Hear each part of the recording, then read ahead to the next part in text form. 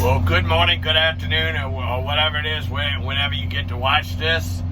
Know that I'm usually just a one video a week, unless something happens. Well, something happened. Obviously, yesterday something big happened. Anybody from the Gulf South and is a New Orleans Saints fan, obviously, big thing that Drew Brees retired from football, and and he actually retired on the actual 15th anniversary of when he signed his contract, his initial contract with the Saints.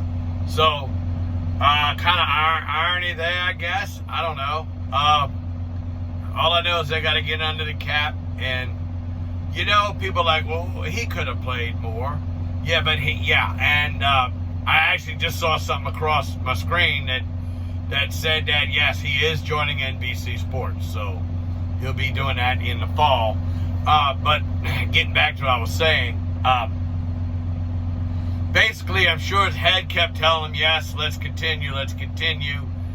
His workout regimen is very similar to Tom Brady's, and Tom Brady is still playing, but there's one big difference.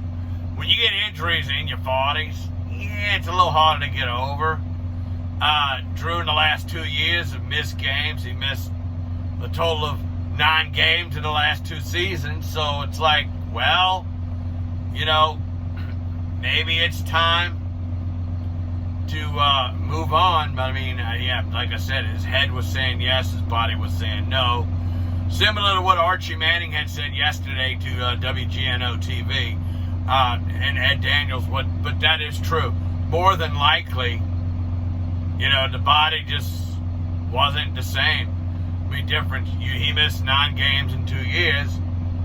Tom Brady, in the last 2 or 3 few years, hasn't missed a single game. He hasn't been injured. He had a knee injury a few years back, but that was quite a while ago.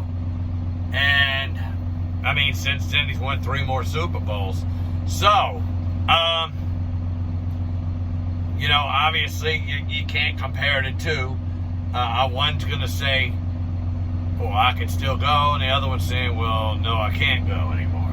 But anyway, I thought that was very colorful, and I thought that was fantastic the way he included his kids and let them make the actual announcement instead of he. But and I wrote a nice, lengthy response to his video on Instagram, and he reads it. I'm sure he'll read it. I don't know if he responds to everybody, but hey, I did my part, being a lifelong Saints fan, well, up to when I was 4 years old to today, basically. So, I was a 4-year-old when the Saints actually started playing, when it actually became a franchise and started actually playing games. So, I was one of them people that waited, long suffering, and waited for a winning season. That didn't happen for 20 years. Then they didn't win a playoff game until, 33 years of an existence before they even won a playoff game in 2000. Then, obviously, the 06 season where they did win a couple playoff games, got to the NFC Championship, fell short in that game. Then it would be 09 before Sean Payton and Drew Brees would even sniff the playoffs again. After 2 straight 7-9 seasons, in 07 and 08, finally 09 was the magical season. And, there was 2 games. Well, it was a game, and then there was a play that basically told me that the Saints were going to win the Super Bowl in the 09 season. And the first one was the game was against Miami, where they actually fell behind 24-3, and Drew Brees did get a quarterback sneak right before the halftime to turn to 24-10. At that point, it was like, they're going to win this game. And I just had that confidence that they were going to come back and win that game. Now, did I think it was going to be 43 to 24? No. I didn't think they'd blow them out in the second half, but you know, it is what it is, and that's what happened. That was first of 2 wins in Miami that year, second being the Super Bowl, obviously. But the play that I was talking about, when Drew Brees was trying to throw a pass to Robert Meacham, instead, if I can remember the defensive back's name, I'd tell you. The defensive back for the then Redskins, I'll clear that up. You know, obviously not that name anymore, the Washington Football Club, but the guy intercepted it and got probably about 15 yards down the field. And Robert Meacham, instead of making a tackle, he decided, hey, let's see if I can strip the ball. Takes it all the way for a touchdown. So you know, when that happened, I was like, you know, in order to win Super Bowls, the ball has to bounce your way so many times. And in that season, it did.